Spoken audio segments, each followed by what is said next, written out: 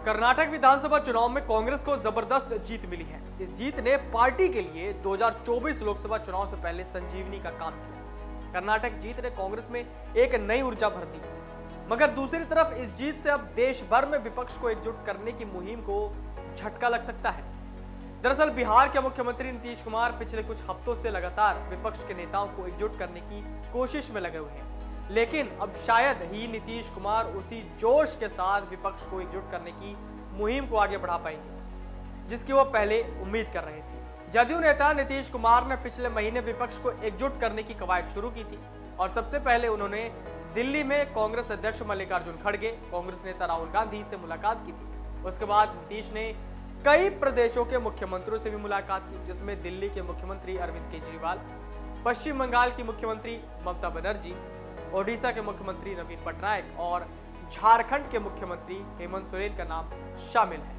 इसके साथ ही नीतीश कुमार ने विपक्ष के कई बड़े नाम जैसे उत्तर प्रदेश के पूर्व मुख्यमंत्री और समाजवादी पार्टी के मुखिया अखिलेश यादव, एनसीपी सुप्रीमो शरद पवार, महाराष्ट्र के पूर्व मुख्यमंत्री उद्धव ठाकरे और लेफ्ट पार्टियों के नेता सीताराम येचुरी और डी राजा से भी मुलाकात की है। दिलचस्प बात यह है कि नीतीश कुमार ने विपक्ष को लामबंद करने की कवायद तब शुरू की जब राहुल गांधी को मानहानि के मुकदमे में 2 साल की सजा मिली और उनकी संसद सदस्यता भी चली गई।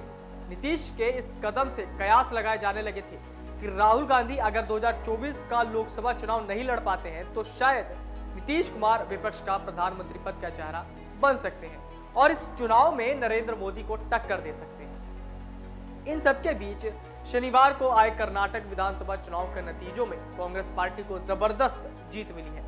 इस जीत ने पूरे प्रयासों को लेकर फिर से सोचने के लिए मजबूर कर दिया। कर्नाटक में जीत के बाद कांग्रेस पार्टी के हौसले बुलंद हैं और पार्टी भी इस जीत के पीछे राहुल गांधी फैक्टर को मानती है। राजनीतिक जानकारों का कहना था कि इस जीत से कांग्रेस को 2024 लोकसभा चुनाव के लिए नई ऊर्जा मिली है और जाहिर सी बात है कि अब विपक्ष की एकजुटता में कांग्रेस भी महत्वपूर्ण भूमिका निभाएगी और पार्टी केवल अन्य क्षेत्रीय दलों के पीछे पिछलग्गू बनकर नहीं रहेगी। गौरतलब है कि कर्नाटक चुनाव में अगर बीजेपी को जीत मिलती तो इससे कांग्रेस और भी ज्यादा हाशिए पर चली जाती और फिर इसका फायदा सीधे सीधे नीतीश कुमार को मिलता, जो कि विपक्ष को एकजुट करने की कवायद में मुख्य रूप से लगे हुए हैं। इस बात की भी संभावना होती कि नीतीश कुमार प्रधानमंत्री का चेहरा बन पाते, क्योंकि वो बिहार जैसे एक हिंदी क्षेत्र से आते हैं। ऐसे में कर्नाटक में कांग्रेस की जीत की वजह से नीतीश की विपक्ष जोड़ो मुहिम को झटका माना जा रहा है। जानकारों की माने तो बिहार में कांग्रेस पार्टी महागठबंधन में महत्वपूर्ण घटक दल है और कर्नाटक में मिली जीत के बाद अब वो नीतीश कुमार सरकार में 2 और मंत्री पद की मांग कर सकती है।